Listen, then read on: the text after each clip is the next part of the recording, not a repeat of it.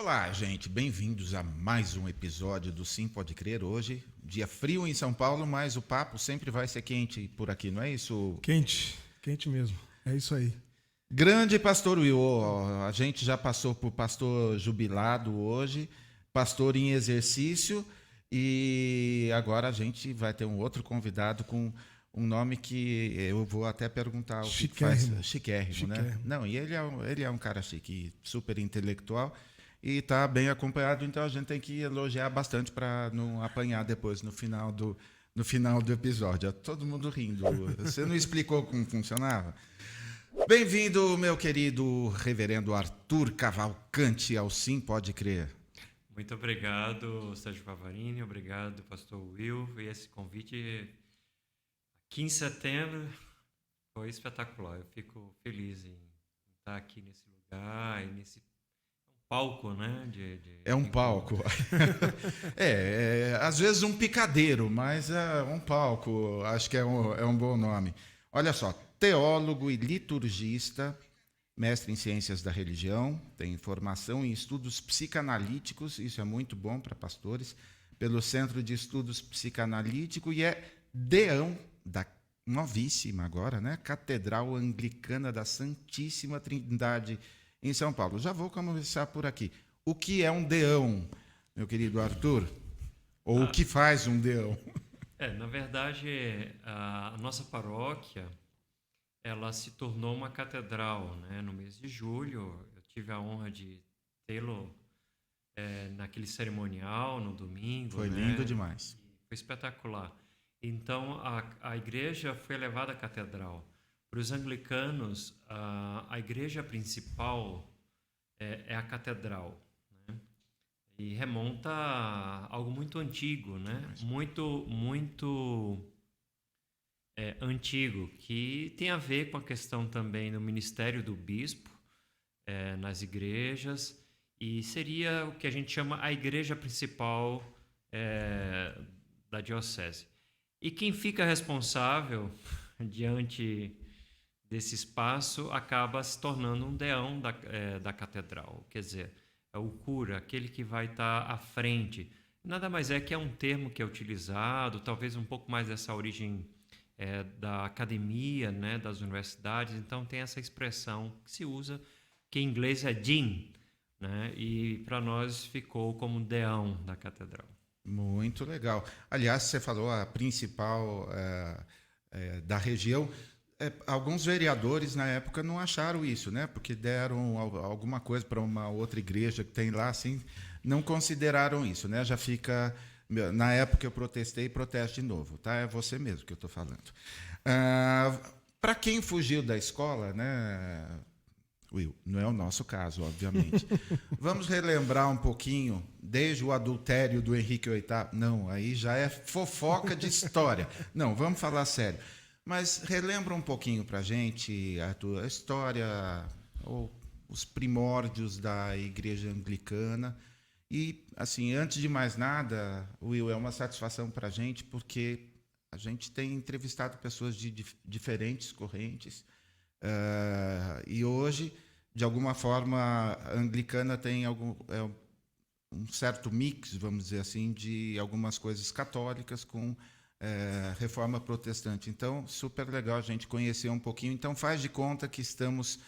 Não é escola dominical, como que chama lá? É escola de formação? Escola dominical, pode ser? Pode ser, pode ser, sim. É que aqui hoje a gente está tudo em inglês, então deve ser uma Sunday School. Sunday School. O pior é que eu não tenho o accent, o English accent, então, Davi, forgive me, please. Manda aí, Deão. Então, a gente, de uma forma muito simples, né? Quando a gente sempre tem aquela passagem de Atos dos Apóstolos, né? Ir por todo mundo e pregar o Evangelho, né? Claro que o cristianismo ele se espalha no mundo, né? E ele chega nas Ilhas Britânicas através de comerciantes, através do próprio pessoas que eram do exército romano, porque o Império Romano chegou até lá. Então, à medida que havia o cristianismo se expandindo, naturalmente iria chegar àquela ilha. Há conta uma história, claro, cada igreja puxa a sua sardinha, que José de Arimateia seria quem foi para lá e levou o cálice sagrado Capricharam no Capricharam. storytelling aí. Pois é. Oh, Aqui, para você ver qual é o naipe, né, da igreja. Então, pegaram José de Arimateia e o cálice. Então, toda aquela história do rei Arthur, que vocês conhecem, os cavaleiros... Então, tudo isso tem a ver com essa mística, vamos dizer assim, da história da Inglaterra. Rei Arthur. E- Aí, ó, Rei Arthur aí. Então, a igreja ali, ela se forma de uma forma muito simples, que eram os monastérios. O bispo de Roma não tinha chegado lá ainda. Então, eram formados os monastérios na ilha e havia uma certa independência em relação ao continente.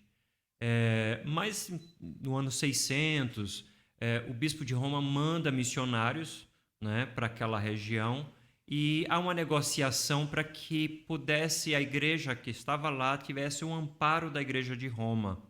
Então começa toda aquela estrutura que não tinha de diocese, bispo, porque só era monge, o abade e tem essa estrutura mais complexa. A gente vê o anglicanismo surgindo justamente aí, né? A reforma protestante ela vai culminar justamente num momento de uma ruptura que os estados nacionais começaram a ver em relação à interferência do bispo de Roma nos negócios temporais. Então, era natural ter uma posição, no caso da Inglaterra, como um estado independente que pudesse cuidar da sua vida sem interferência de um elemento externo que, na época, o Papa acumulava esses poderes, né? Então, o caso do adultério do Henrique VIII nada mais é uma gota d'água num processo bastante complexo ali, né, naquela ilha. Então, claro, tem a marca de Henrique VIII, mas há uma história por trás que culmina nisso tudo. Muito, muito, muito legal. Tradição católica e algumas coisas protestantes. Então, explica um pouquinho o que por exemplo, uma cerimônia, não é uma cerimônia, não é um culto, é celebração. Como que fala? Então, os anglicanos têm essa variedade no cardápio, vamos dizer assim, da liturgia, né? Dentro do próprio anglicanismo, você vai ter alas mais protestantes e mais católicas. Quando a gente fala mais protestantes, não quer dizer necessariamente o protestante que a gente conhece, luterano, batista, não. São protestantes anglicanos. E católicos não quer dizer que são romanos, mas tem uma parte. Então, a gente vai ver, a hora se referindo a culto, ora a missa, ora a celebração ou a Santa Comunhão, né? Então, você tem um cardápio aí que pode dar algum indicativo por onde a igreja, a paróquia, a catedral vai caminhar. Muito legal. E tem alguns elementos, eu achei o máximo, né? Incenso, é isso? Incenso. Incenso. O que mais que tem de diferente lá no... As vestes, né? As vestes todas, não. Vocês não têm ideia na sagração? Não, a instalação. Na instalação da igreja e sua Não foi sagração. Você não foi Não sagrado. foi sagrado. Eu só subi ao posto de deão, né? Olha, além do aumento de 150% nos proventos, se vocês vissem a indumentária... Olha, eu todo atrapalhado aqui, eu não estudei os termos, assim, o dialeto anglicano, mas isso é ótimo, que daí você vai me corrigindo em tudo. Mas aquele lance dos acólitos, esse eu acertei. Uhum. Acólitos com incenso e alguns processionais, esse eu acertei também. Aliás, teve um processional com primícias ou com frutos do MST, é isso? Exatamente. Não, arrepiante, gente, arrepiante. Entrando no meio... Como que é a reação das pessoas assim, tipo... A gente chama um amigo gospel lá da igreja da Parede Preta, que só está acostumado com fumaça, com a luz negra lá, e daí chega lá e vê o incenso, assim, as pessoas perguntam como que A é. nossa fumaça é mais gostosa, tem um cheirinho. Sim, né? total, Você cara. tem Com certeza, dá um barato no sentido de você estar ali. Então, é natural, né? Vem da própria natureza, o incenso, né? Olha isso. Então, tem esse dado. Então, a gente herda justamente daquela coisa de Lutero, né? Que, olha, tem coisas que não necessariamente estão na Bíblia que a gente não precisa tirar, isso faz parte da tradição. Lutero tinha essa pegada, né? Isso assim, se não tem interferência nenhuma, qual é o problema disso estar dentro da igreja? Então, Lutero tem isso muito claro, né, dentro da igreja, e que parte do protestantismo preferiu aquilo que a gente chamava das 4 paredes caiadas e um sermão, né? Ou seja, nada de afrescos, nada de vestes, nada que possa tirar atenção à palavra, né? Então, há uma ala do protestantismo que aderiu não a essa, mas a essa da estética, né? Do simbolismo, da tradição. Então, você vai ter, por exemplo, as vestes como algo que a gente curte, vivencia e, ao mesmo tempo, padroniza, no sentido assim, ninguém vai botar um terno Armani e o outro tá com um terno um pouco mais fraquinho, né? O outro irmão. Não, tá todo mundo mais ou menos igual ali, né? Então, faz parte da estética da espiritualidade dessas igrejas que a gente curte, né? Os acólitos que você falou, só por curiosidade, é o que é o nosso coroinha, né? Dentro da liturgia. Então, eles têm papéis mais dentro do cerimonial, tal. Aquelas primícias que você falou foi porque a gente optou o seguinte, Pavarini, ou eu recebia aqueles símbolos, né, a chave da catedral, os cânones da igreja, então a gente optou por algo mais de contexto e da vida orgânica da igreja. Como a gente já tem uma relação com o MST, de amizade, de atividades, então a gente preferiu receber algo que simbolizasse essa amizade. E eles trouxeram aquela cesta maravilhosa. Lindo demais. Né? Com arroz orgânico. Olha, Arroz orgânico, coisa chique. o bagulho tá bonito aqui hoje, porque de manhã Edu ressaltou o papel do MST nas cestas para aquela senhora que foi humilhada por um bolsonarista e tal. Segunda vez, aqui é MST mesmo, tá, gente? Então, fala você um pouco aí.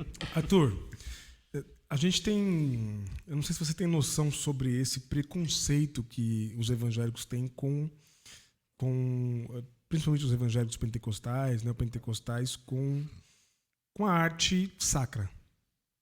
Por conta da ruptura da reforma e por conta de um processo de destruição da ideia da arte e dessa dicotomia, né, de que tem coisas que são desse mundo e tem coisas que são do outro mundo, né? Não sei lá que mundo é esse que é essas outras coisas. Como é que você lida com essa realidade, na possibilidade da pessoa entrar na tua paróquia e falar, eu estou na igreja católica, não estou na igreja protestante, né? E não sei se você já teve alguma experiência nesse sentido, de explicar, não, nós somos protestantes, nós estamos aqui numa igreja protestante.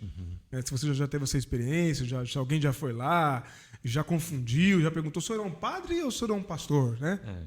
Tem isso? Tem, isso é demais. Tanto dos católicos, que olham meio desconfiado, como é que é isso, né? O padre casa, como é que é?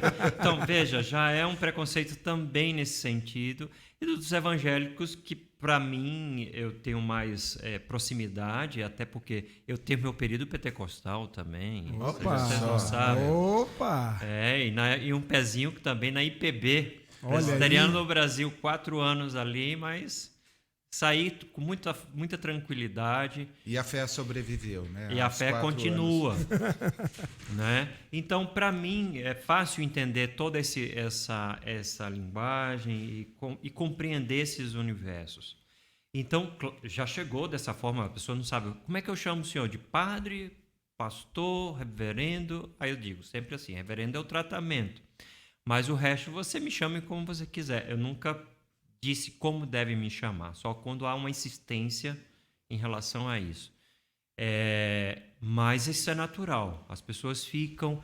E sabe de uma coisa que eu aprendi nesses anos? Às vezes eu julgava muito, né?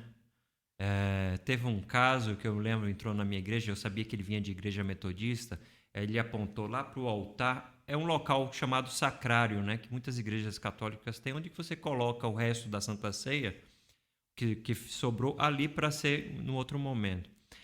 E o rapaz, era um jovem metodista, me perguntou, reverendo, o que é aquela caixinha ali? Aí eu dei voltas e voltas para saber como é que eu vou explicar para esse evangélico, papapá. E no fim expliquei o que era. Aí ele olhou assim para mim, eu adoro isso. Então aquilo me desarmou. Assim, o preconceito estava na minha cabeça, né? Porque eu estava achando que o cara não ia ter capacidade para observar aquilo e saber o que ele iria fazer com aquela informação. Então, assim, é natural que ocorra isso, e várias vezes na liturgia eu curto trabalhar as liturgias de forma que possa comunicar de forma contemporânea, mas sem tirar o símbolo, né? O símbolo para a gente é algo precioso. Então, essa comunicação faz parte e é um desafio para mim. Eu tomo como desafio, não como algo que vem, porque vem questionar. Não, eu adoro que aconteça isso porque é um espaço para conversar e dialogar. E a ceia, vocês a entendem como Eucaristia, como consubstanciação? Isso é bem da herança reformada, né, como presença real de Cristo. Os anglicanos tentam ao máximo não colocar dogmas. Então, eles diminuíram a quantidade de dogmas para não dar briga, né? Quando a gente começa a definir muito a fé, detalhar muito, aí começa a dar confusão, né? Então, vai ser assim, vai ser assado. Então, os anglicanos preferem a presença real de Cristo. Se está na concepção dos luteranos atrás do sacramento, com o sacramento, enfim, isso não importa. O importa é que Cristo está ali presente, não é um memorial, nada disso, é presença real, é celebração ali com Cristo junto da gente. Então, isso a gente, como você entende, aí é outra coisa. Então, isso não vai causar divisão para a igreja. Então, a gente absorve, acolhe para poder comemorar, curtir, vamos dizer assim, aquele momento mais sagrado que é a comunhão. O resto não interessa, né? Não faz parte. Muito bom. A Sandra, um abraço, Sandra, tá por aí. O pessoal fazendo jornada dupla aqui, a Sandra e o Ailson, viu? Ailson também. O Ailson coloca aqui, o presbiteriano gosta dos anglicanos por causa da abadia de Westminster, que deu nome importante para a confissão de fé. Confissão de Westminster. Isso. Eu também fui presbiteriano, enfim. Agora, para você que não conhece ainda, vai depois para pesquisar a Catedral da Santíssima Trindade. Linda. Por quê? Contra aquilo que ele disse como que é 4 paredes e 4 paredes caiadas e um sermão. E um sermão. Não falou nem um púlpito bonito, não falou. Não, que é mais ou menos isso, né? Especialmente no Brasil, assim, é uma pobreza arquitetônica. E lá a igreja tem 2 vitrais que são absolutamente lindos. Está com uma iluminação nova, não sei se você já viu, mas graças ao nosso querido espanhol lá da igreja anglicana que eu conheci sábado, O Camilo. Iluminação nova, linda. Inclusive, olha, é um dos lugares que eu estou cogitando no meu casamento, é um dos lugares, Aí. porque é uma... Claro. E ninguém riu, vocês estão vendo, né? Isso aqui é um pessoal de fé. Isso aqui. Então, teve até um lance lá de... a planta dos vitrais, é isso? Conta um pouquinho de onde a origem. Vocês fizeram uma cerimônia lá com alguém de um museu, não é isso? Ah, sim. Então, aquele templo da Santíssima Trindade, ele foi elaborado, pensado pelo arquiteto em 1950. Iniciaram os trabalhos em 1950. Então, é um templo moderno, talvez o primeiro templo moderno do Brasil, de arquitetura, né, naquele estilo. E foi construído tal, e na década de 60 estava se pensando em colocar 2 vitrais. Então são vitrais gigantescos, são 15 metros, né, mais ou menos de altura ali. 15 metros de altura. né? O outro um é de 15 e o outro é de 13, se não me engano. E pensava-se, que o nome era Santíssima Trindade e tal, pensava-se algo com figura de santos, né, da igreja e tal. Mas a igreja foi muito vanguardista, né? Porque ela rejeitou esse projeto e disse assim, não, tem que ser outra coisa, tal. E até que chegou a uma artista plástica chamada Maria Leontina, que foi convidada para fazer os desenhos e ela fez, e esses desenhos foi acolhido e aqueles vitrais foram erguidos, né? Então, assim, os esboços foram apresentados e ficaram guardados por muitos anos. E agora, com a questão de virar catedral, a gente está com isso aqui que pertence não só à catedral, mas um patrimônio de São Paulo, né? Porque isso é muito vanguarda, né? Então a gente pensou no Museu de Arte Sacra de São Paulo, que tradicionalmente tem obras católicas, mas que aos poucos estava começando a abrir espaço. Então, esses 2 estudos da Maria Leontina, em giz de cera, foram doados e estão agora no museu, e é a primeira obra sacra não católica, se não me engano, presente no museu. Isso vai abrir outras possibilidades, enfim, para que possa diversificar, né? Porque é um museu de arte sacra. O sagrado não tem uma marca exclusiva, né? De uma igreja, uma de religião, mas do sagrado. Olha, não estou aqui imaginando de onde que sai tanta criatividade. Eu acho que era saudades, tá, Davi? Porque que tinha... Cara, foi tão lindo esse trecho, como que é o nome da... será que é agora... Cadê o Jorge Camargo para me ajudar? Quem recebeu você lembra do nome dela lá, que recebeu esses manuscritos lá na cerimônia, aquele dia? Eu não me lembro eu acho que é Beatriz. Ela recebeu do museu. Isso. A dona Beatriz, do Museu de Arte Sacra. Agora eu não me lembro se foi uma das participantes lá dessa cerimônia foi a que fez uma música evangélica super conhecida e que o Jorge a conhecia, uma compositora. E que, óbvio, agora me fugiu. Eu não soube desse bastidor. Teve isso, ela foi lá conversar com o Jorge, uma das participantes, assim, super... Então, pensa num ecumenismo, assim, super bonito, assim.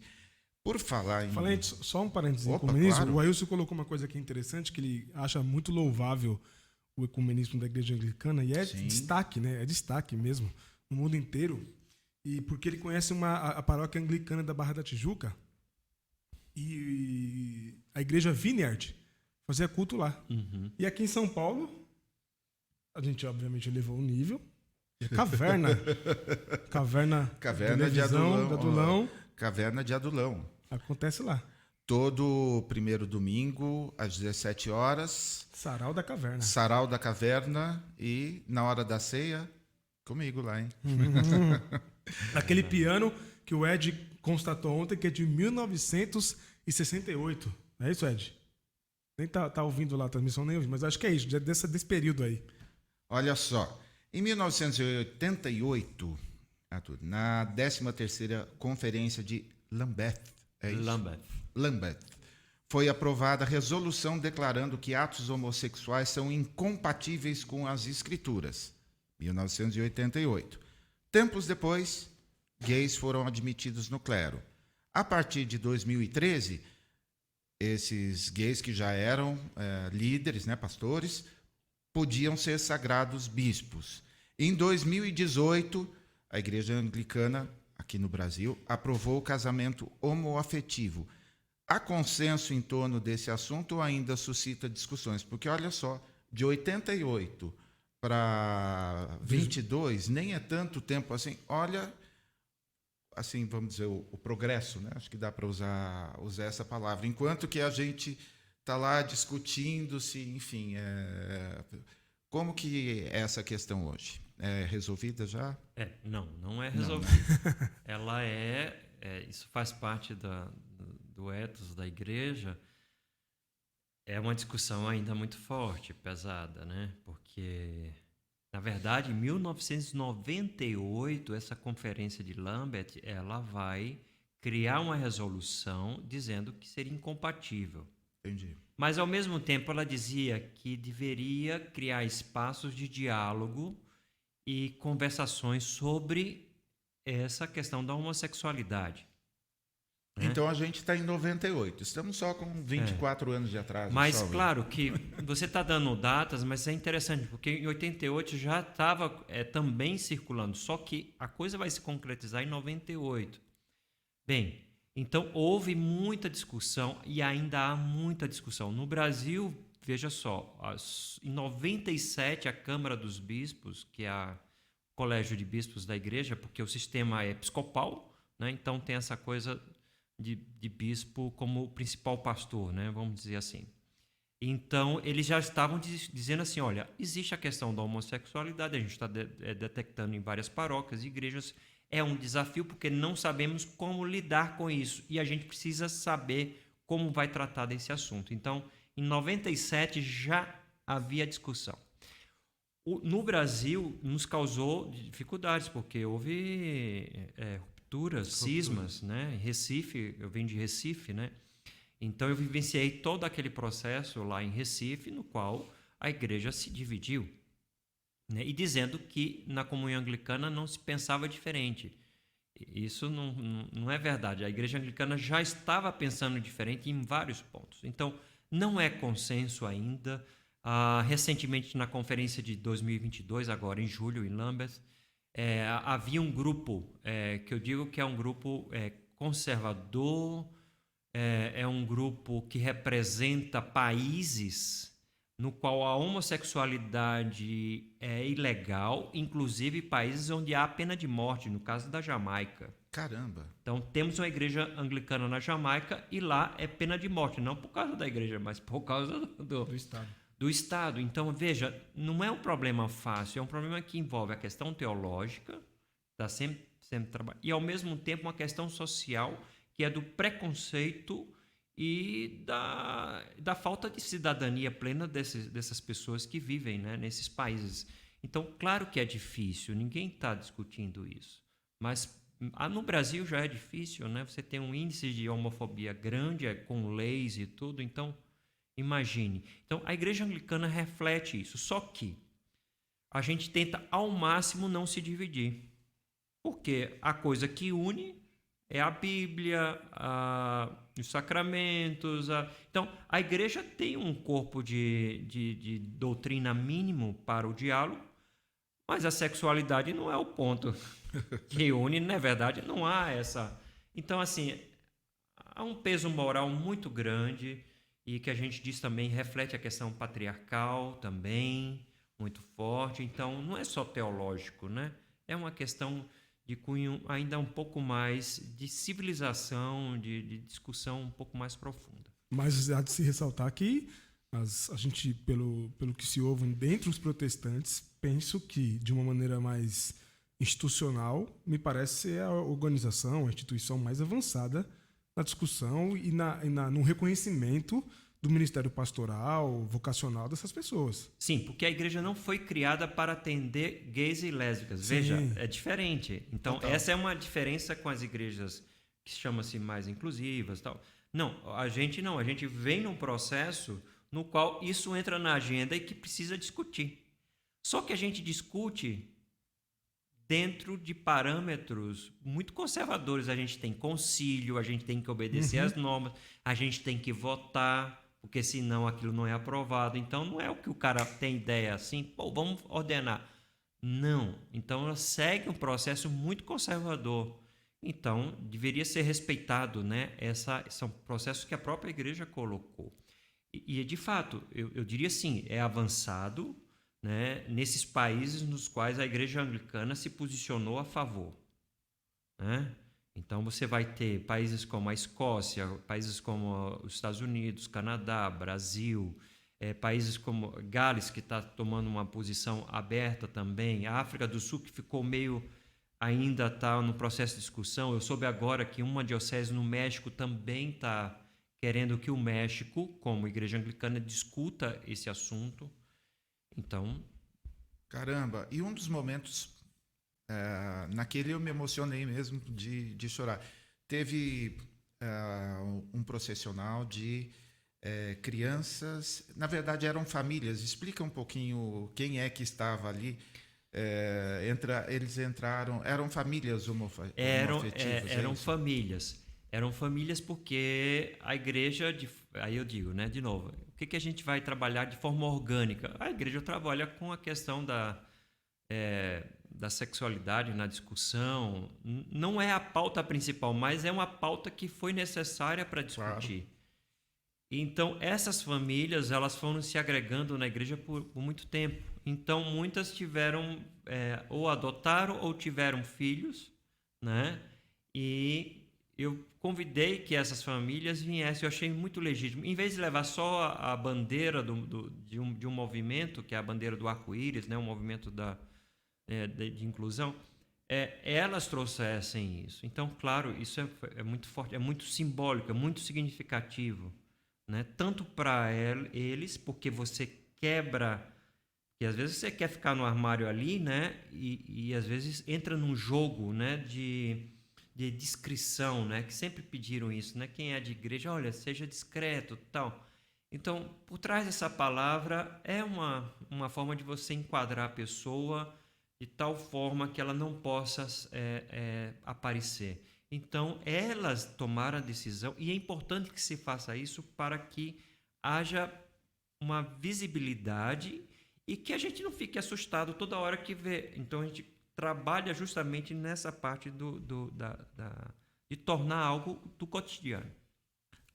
Contextualizando um pouquinho, exatamente isso. Famílias com filhos adotados ou não, entrando com as crianças carregando a bandeira do arco-íris. Assim, não tem como não se emocionar e assim, e ao mesmo tempo lamentar a gente ainda hoje ter que tentar provavelmente se tivesse um vídeo, um corte só desse momento, e teria zilhões de cristãos, porque como na Jamaica, se a lei aqui no Brasil dependesse de boa parte dos pastores, teria pena de morte para gays e um monte de coisa. Para corrupção, não, que já está se instalando até...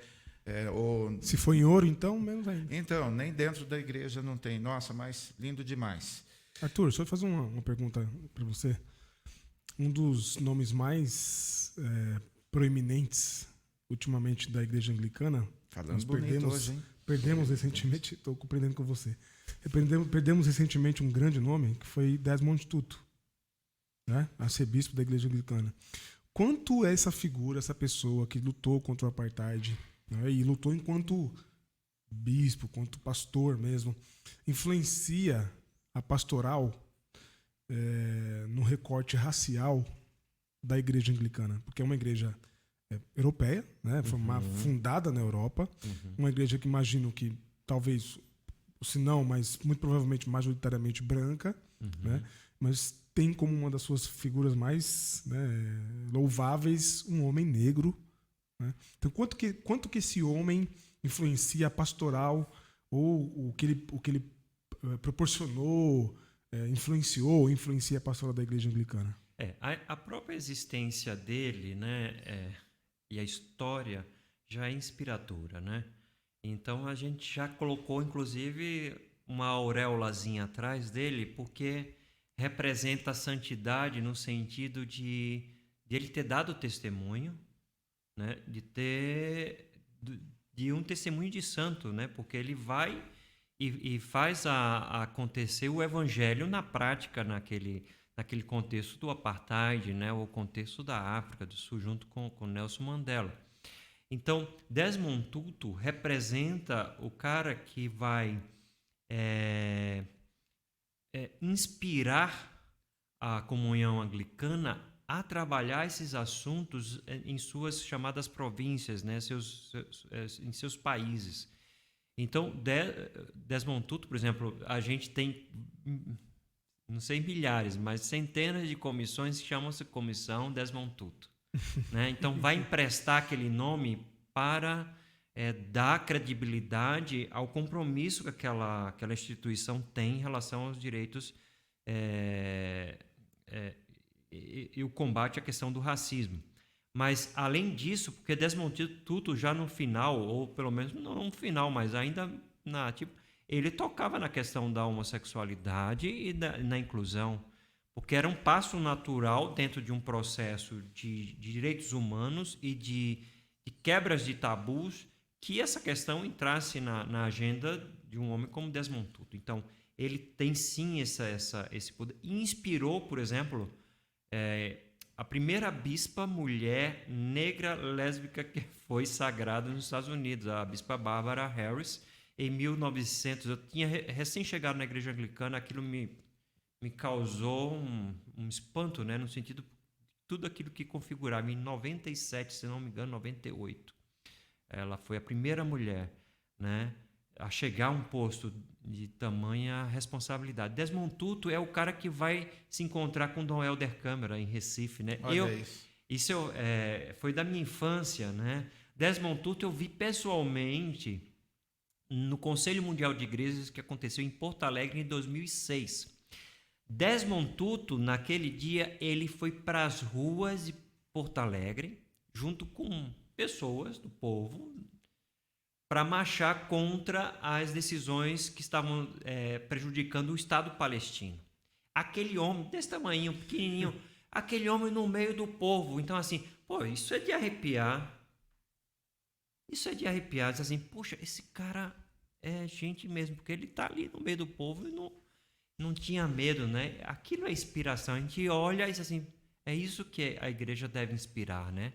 A paz, a conciliação, a construção, o diálogo, né, de sentar e conversar, e não o que a gente está vendo hoje, né, dos falsos profetas, né, que aí anunciam, né, um modelo de igreja e de sociedade que não produz vida, mas gera mais mortes no país. Hoje nós estamos gravando no dia 13 de setembro. 12. Dia 12. 13 foi ato falho, mas eu entendo você. Mas hoje é dia 12. Foi uma propaganda. Hoje é 12? Então. E é exatamente sobre isso que eu ia falar. Essa é uma foto linda do novo encontro da Marina com o Lula e milhares de pessoas comentando sobre o simbolismo de se superar diferenças, de sentar, de sorrir, de abraçar. Vindo isso, uma cristã tendo esse papel, assim, muito interessante. Mas deixa eu entrar nessa história aí das mulheres. Segundo uma matéria que eu li na Super Interessante, a igreja anglicana segue sempre um passo à frente da maioria das igrejas cristãs, como eu disse. Em 1994, aprovou o sacerdócio feminino. Em 2014, começou a ordenar mulheres ao episcopado. Enfim, a data não é nem o ano não é importante. Sim. O que eu queria perguntar é o seguinte: o texto afirma assim: por ser tão moderna, a igreja anglicana arrebanhou milhões de fiéis pelos 5 continentes. E por ser tão moderna, está se desintegrando. Existe esse processo ou é uma avaliação equivocada de alguém de fora, de algum colega jornalista? Eu vou pegar o termo que você usou, moderno, né?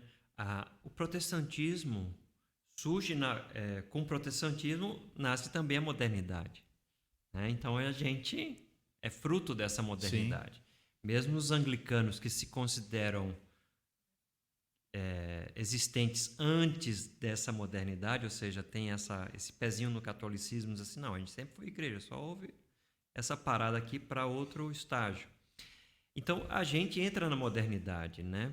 Porque a igreja protestante vai entendendo aos poucos essa questão da liturgia, do sermão na língua do povo, o acesso à questão dos textos bíblicos na sua própria língua, os padres poderem casar, enfim. Então, isso já eram os sinais da modernidade. O Estado laico, né, mesmo com... é fruto dessa herança protestante. A liberdade de imprensa. Né, tudo isso é fruto do protestantismo que a gente herda. Parece que a gente vive um momento que não é que a gente está avançando com Mas, ao mesmo tempo, eu pergunto, quem está sendo moderno ou não moderno, né? Porque a gente está vendo um retrocesso, protestantes pedindo um Estado não laico. Sim, teocracia Que é, disfarçada. que é a própria morte do Protestantismo. protestantismo. Então, assim, é colocar em xeque essa liberdade que a gente goza hoje. Então, assim, a Igreja Anglicana, Pava, ela vai... Sim, elas são 85 milhões de fiéis no mundo. É o terceiro ramo, depois do catolicismo e da Igreja Ortodoxa, vem os anglicanos. Então, são 85.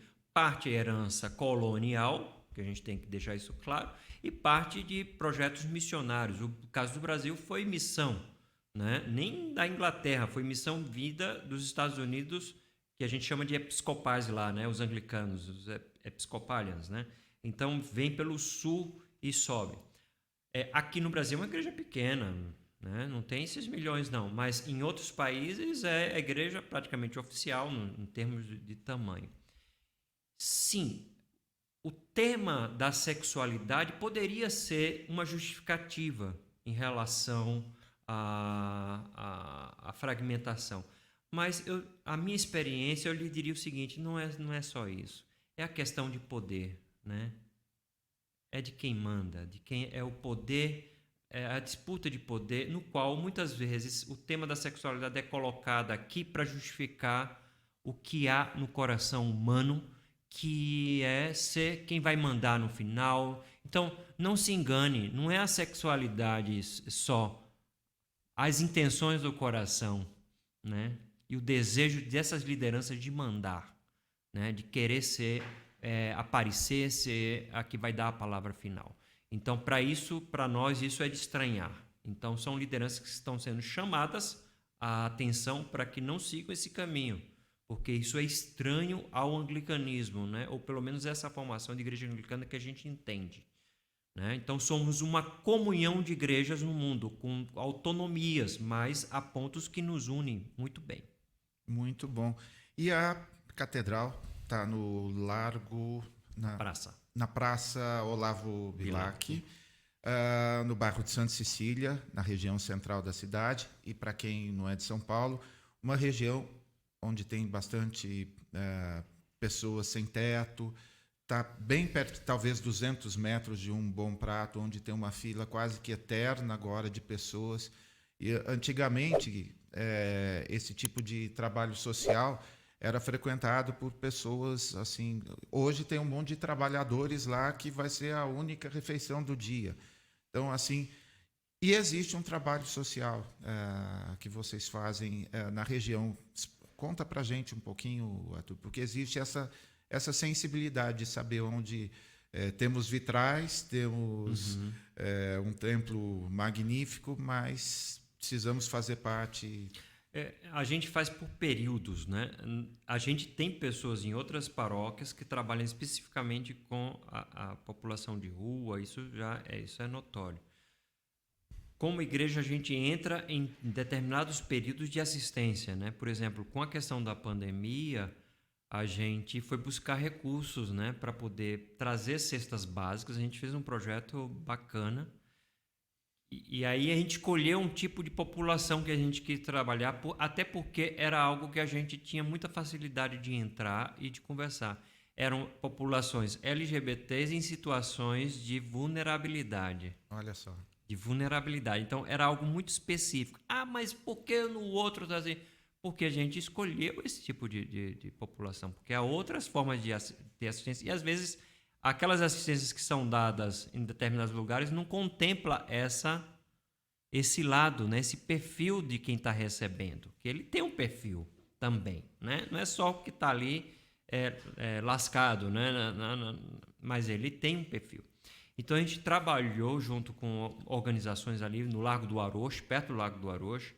Então, a gente fez um projeto grande de cestas básicas por meses, né? Apoiando. E foi bonito de ver, porque tinha aquelas... Não é bonito de ver no sentido de ter filas para receber, mas Sim. De ver como o trabalho atingiu aquela população que recebia. E eram cestas básicas que a gente fez a opção também de comprar no Armazém do Campo. Olha só. Não era uma cesta básica de grandes supermercados, não. Não, eram cestas básicas que viriam do Armazém do Campo. Ou seja, o nosso projeto teve um recorte que atingiu também quem está trabalhando, que o Armazém do Campo recebe de pequenos produtores, né? Então, atinge aquele pequeno produtor, né, que vai chegar na questão urbana de quem está ali no outro contexto. Então, a gente quis aproximar esses universos, os universos do MST com o universo que, no caso, de LGBTs em situação vulnerável.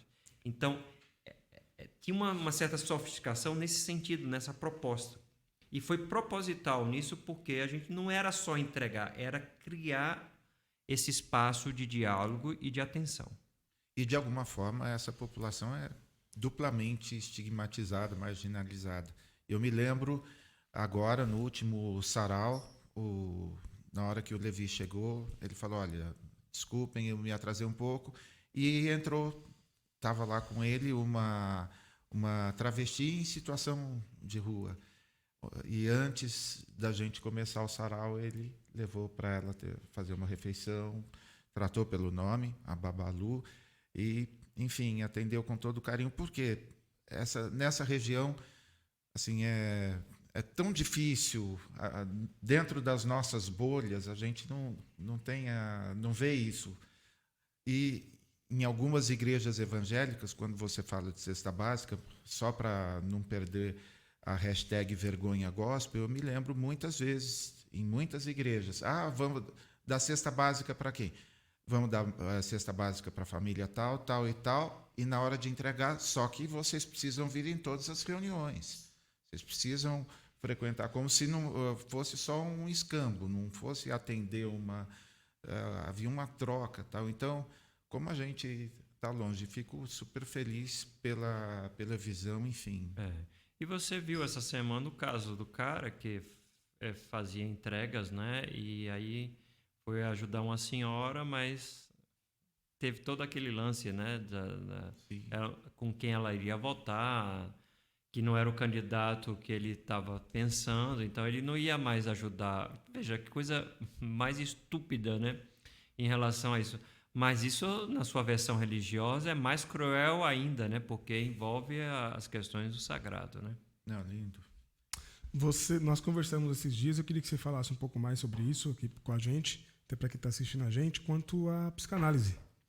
Você é um reverendo aí com os pés na psicanálise, e eu, né, te perguntei quando é que você percebeu que a teologia já não dava mais tanto conta assim, das demandas da tua comunidade de fé. E aí você foi buscar na psicanálise.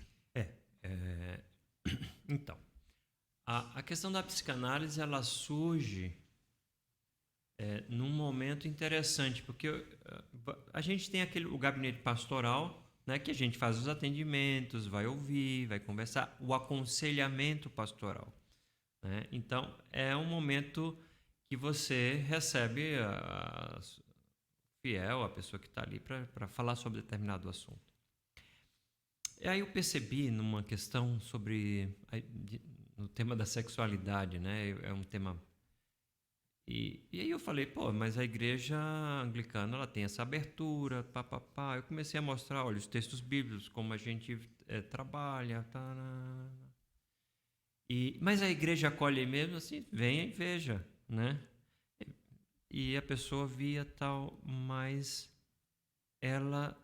muitas pessoas ainda, o peso de autocondenação e de não aceitação de quem elas são era muito maior de tudo. Você dava todo o lastro teológico, tudo, e aquilo não era o suficiente. Então, assim, tem alguma coisa errada aqui, né?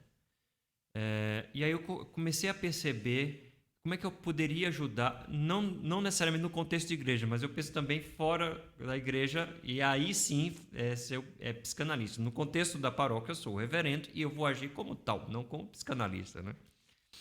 Mas num ambiente que eu poderia, através da própria psicanálise, tentar ajudar a saber o que está aí guardado, né, escondido, né? que faz esse travamento, né, da vida dela, de ela não poder vivenciar e com mais energia, com mais intensidade, aquilo que ela realmente é, né, sem precisar se condenar toda vez perante Deus, a sociedade, enfim, o que ela coloca como justificativa. Então, a psicanálise nesse sentido, eu vejo muito mais, Will, como um instrumento que possa possibilitar no futuro, né, ajudar essas pessoas de uma forma diferente, né? Talvez até mesmo a pessoa me conhecendo vai saber que eu não teria problema, não tenho problema com religião, né? Não vai ser eu vou ser um profissional da psicanálise, né, que vai estar ali para ouvi-la, né, sem julgamentos, sem enquadramentos, né? Então, esse vai ser um instrumento bacana que eu espero estar usando aí. Ainda estou... Esse semestre eu já termino tudo, mas já estou trabalhando em algumas frentes, né? Eu espero que ajude, né? Lindo demais. Vamos falar do assunto que tem mobilizado a mídia. Morte da Rainha Elizabeth II aos 96 anos, muito religiosa. Ela era chefe da Igreja Anglicana, é assim que fala? Sim. Eu peguei uma manchete. Se eles erraram, eu brigo com o jornal depois.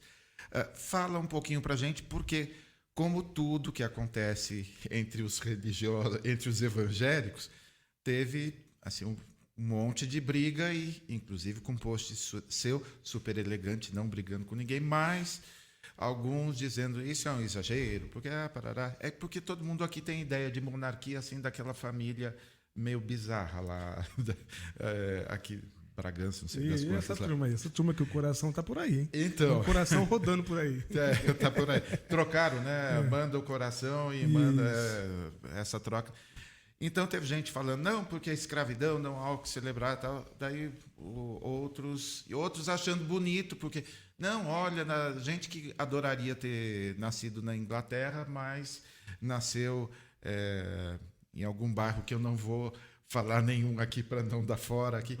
Fala um pouquinho sobre essa dicotomia aí em torno da rainha. Você foi convidado para o... Não? Não, infelizmente não. Ô, Davi, você não vai estar lá também, né? Tá aqui, né? Lindo demais ontem lá na Escócia. Eu estava vendo. Nossa, que em termos de ritual, de tudo assim, não tem como não se... Você percebe que... não vou perder a deixa, né? Você puxou a Escócia, né? Quer dizer, a rainha, ela sempre teve esse gosto, né? Ela se sente bem na Escócia. Isso foi muito positivo também, até para... Aqui eu não vou ser professor de Relações Internacionais, que o professor é o Davi Morales, né? Então, mas eu vou me aventurar em algumas coisas aqui, do que eu li, do que eu sei. Então, eu disse até para o Davi, saiu uma notícia, não, ela estava na Escócia, parece que não está bem. Diz assim, se ela morrer, ela escolheu o lugar perfeito para repousar, porque era um lugar que ela amava, né? Ela está sendo velada agora na Catedral de St. Giles, né? Isso mesmo. Ele trouxe um ponto eletrônico de carne e osso. Veio aqui na St. Giles.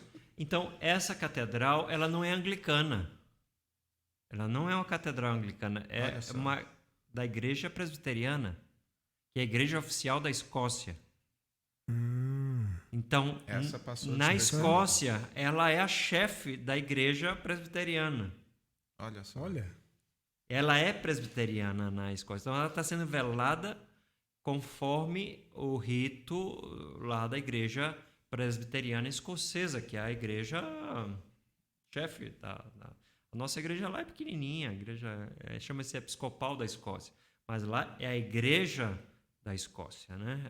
A igreja presbiteriana. Então, é uma catedral sem bispo, porque os presbiterianos não têm bispo, né? Sim. Mas usam o termo catedral por uma referência e tal.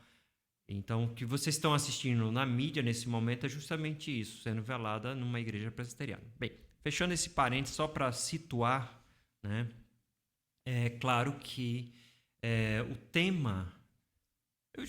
nessas conversas, né, com aqueles embates com os os irmãos mais protestantes, né, que vieram de uma reforma mais pura, porque tinha esse lance, né, o anglicanismo não foi tão puro, faltou alguma coisa para fazer, né, dentro do anglicanismo. Ficou aquela coisa meio... Os católicos falando a mesma coisa, né, vocês ainda têm... Não foi feita a coisa corretamente, né. Então eu brigava assim, disse assim, gente, a igreja anglicana nunca escondeu dentro da sua história as motivações também políticas, né? Então, assim, teve influência do rei? Teve, mas não foi determinante. Ninguém está escondendo Henrique VIII, né? Ninguém escondeu. Pelo contrário, lida isso como parte da história, como um registro da história e transforma tudo isso numa boa limonada, né?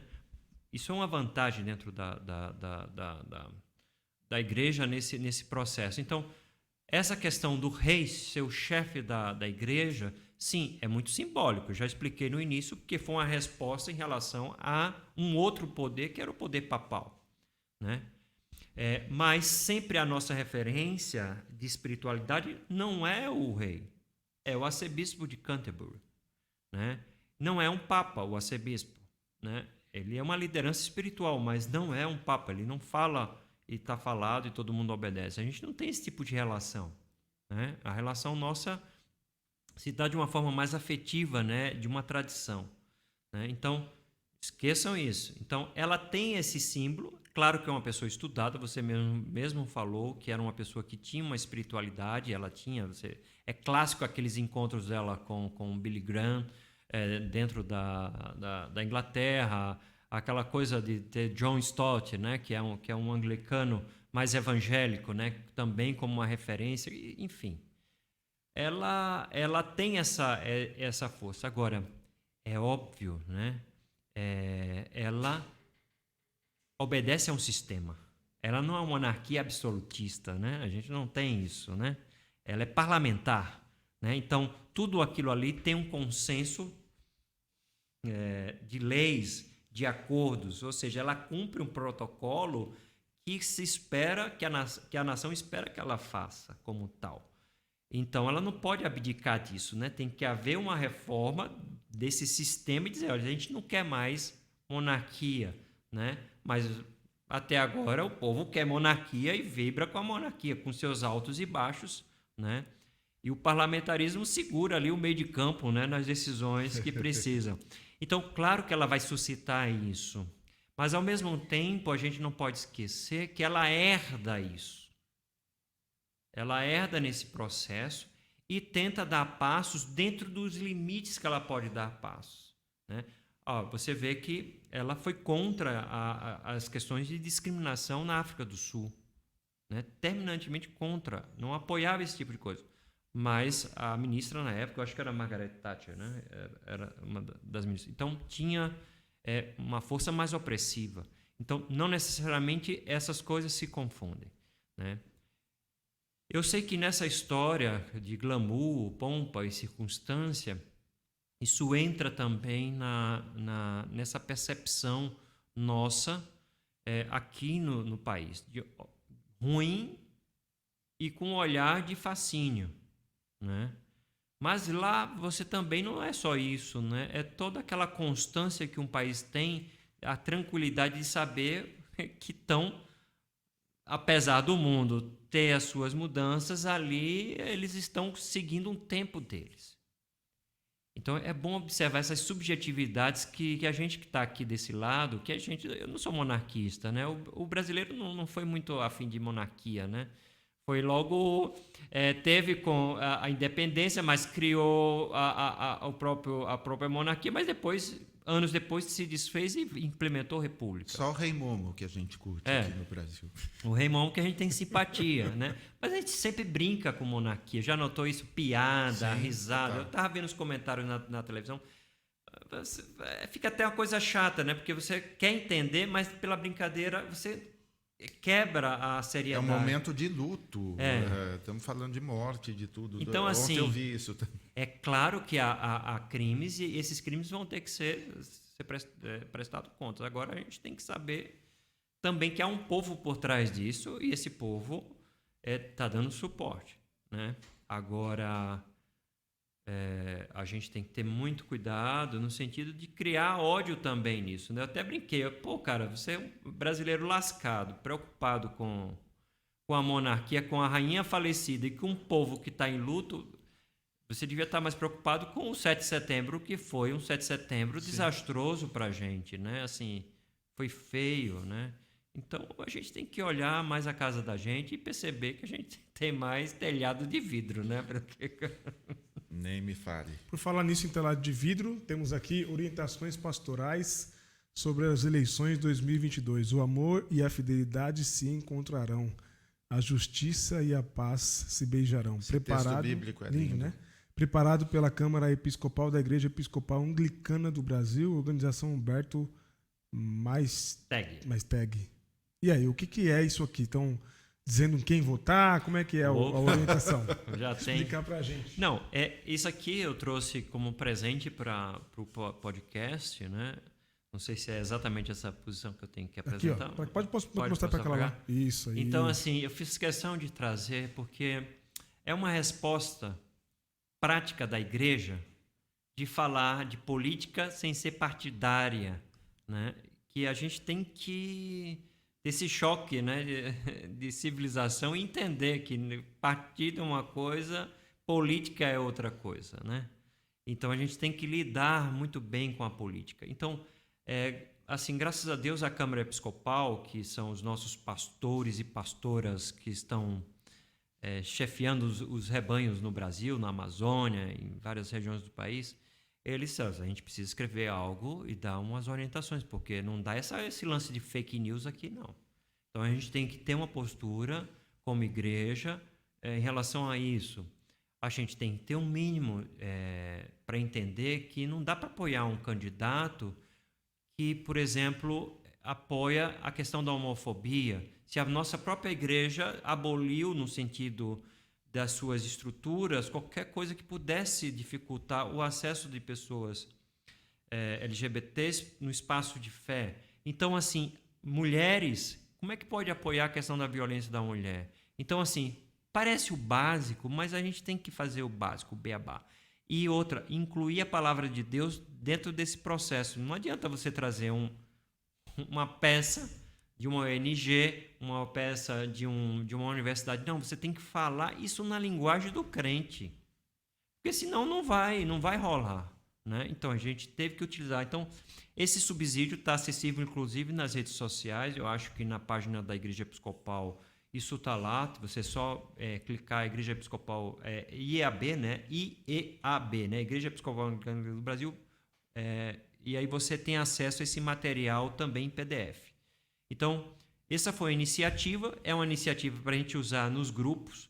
Acabou. Meu estoque que tinha lá na paróquia sumiu no último evento que teve. O povo levou, né? Sinal que o evento foi um sucesso. Né? Então, tá aí as orientações pastorais sobre as eleições de 2022, que é esse chamado para que a igreja vote com consciência, escolha bem os seus candidatos, né? E não propague essa onda de violência e outra, antidemocrática, né? Que também a carta dá uma chamada de atenção. Opa, a gente está falando... Até para ser igreja, a gente precisa de democracia. Se não tiver democracia, não dá para exercer o papel de igreja, não. Né? Porque a democracia permite esse tipo de coisa. Então, está aqui, Pava. Eu vi essa... Maravilha. Aliás, falando em evento, também é preciso mencionar e honrar a diversidade de propostas que vocês têm acolhido.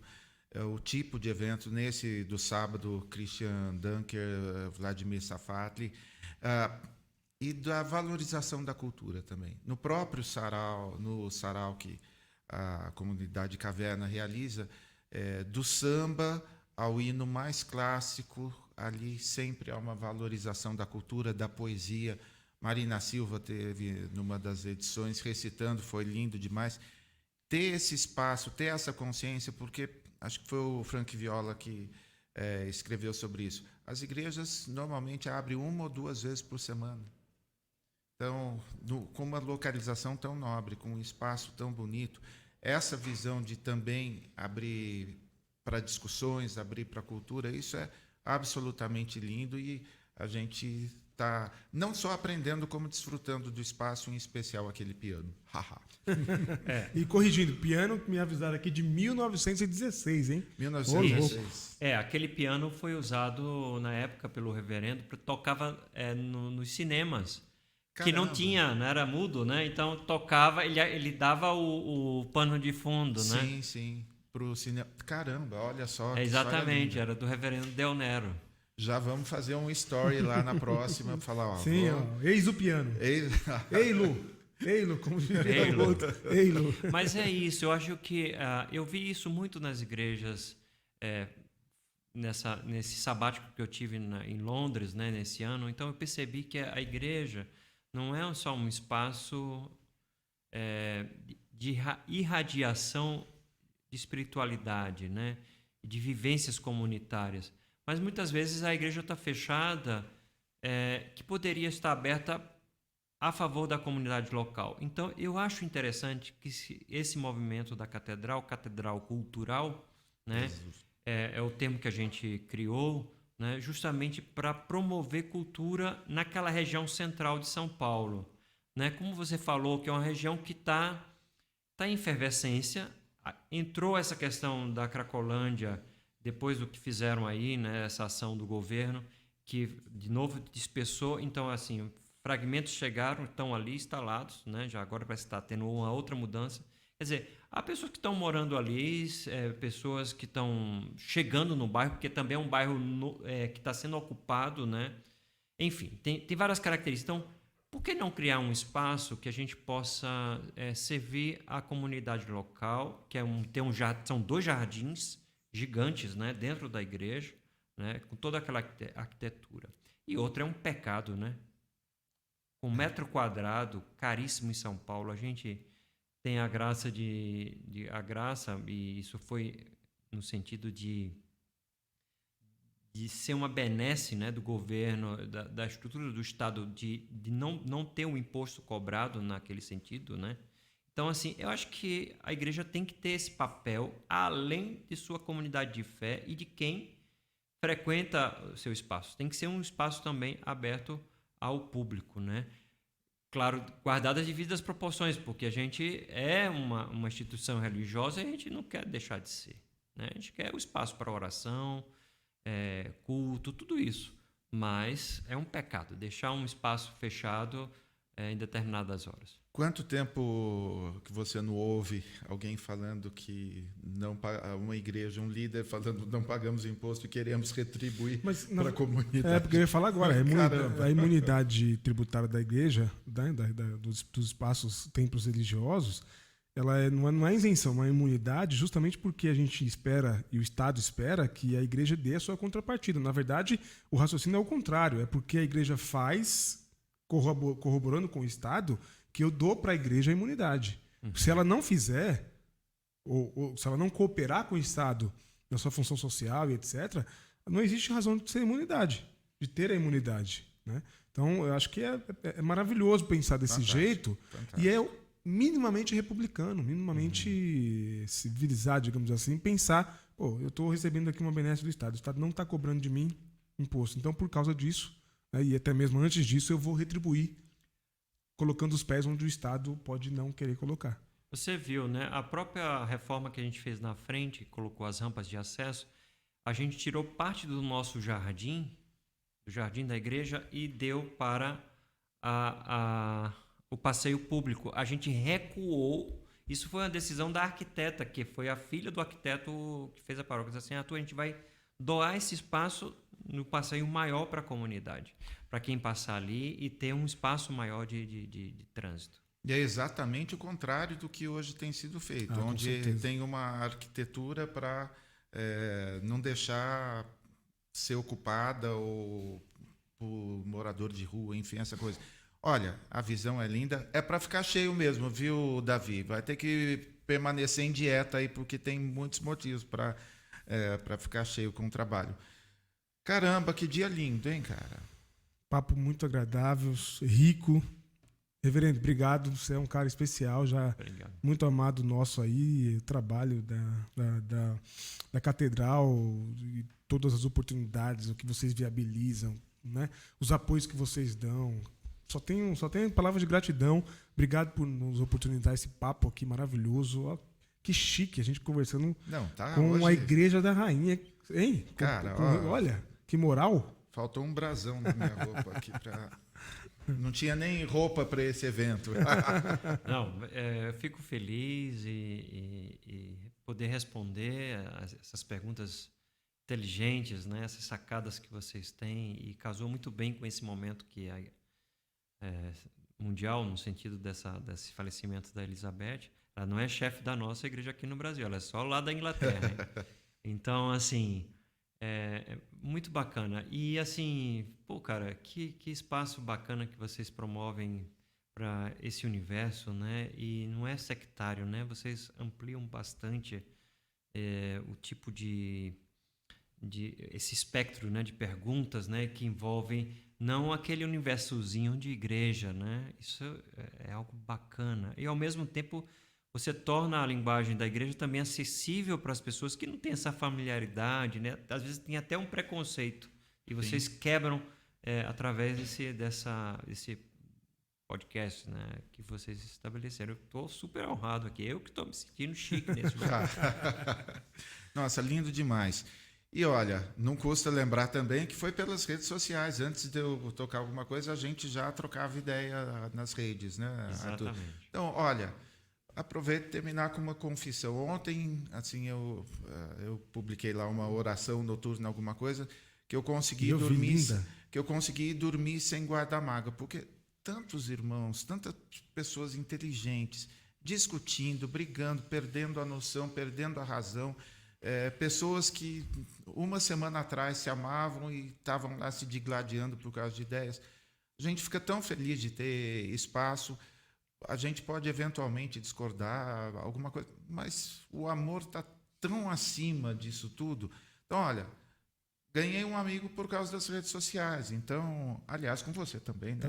Também foi pelas redes sociais. Sim. Olha só estou falando, o casamento também vai vir pelas redes sociais. Encaminhe o seu currículo para... Pode mandar, manda aí.